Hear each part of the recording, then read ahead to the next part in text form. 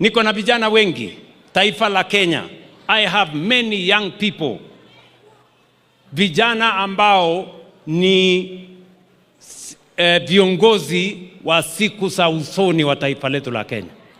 I want to encourage the young people of our nation, the young leaders in Kenya, do not be intimidated.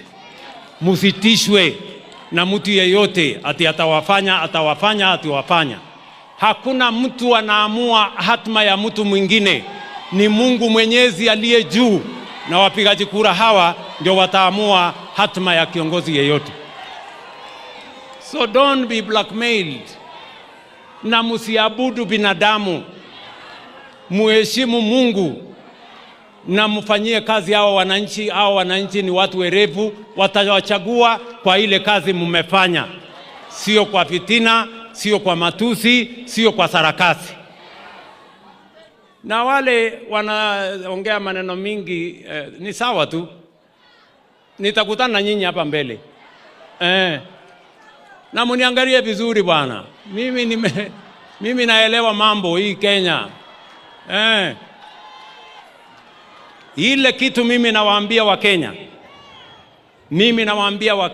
Mimi kwa mapenzi ya Mungu, nikiwa kiongozi wa taifa hii, nitaunganisha kwa mapenzi ya Mungu jamii zote za taifa letu la Kenya, kwa sababu umoja ni nguvu. Na hatutapatia nafasi kiongozi yeyote kugawanya watu wa taifa letu la Kenya kwa misingi ya kabila hii na ile. We are going to stand united as the people of Kenya. Tunaelewana jameni? Nyandarua tumekubaliana?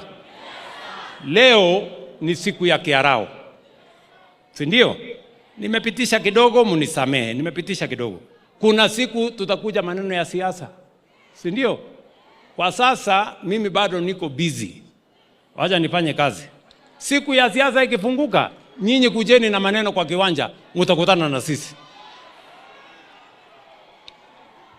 Nyandarua tumeelewana? Tuendelee ama tuendelee? Wangapi wanasema tuendelee? Nione kwa mikono wakati wanasema tuendelee. Bas, maneno ndio hiyo.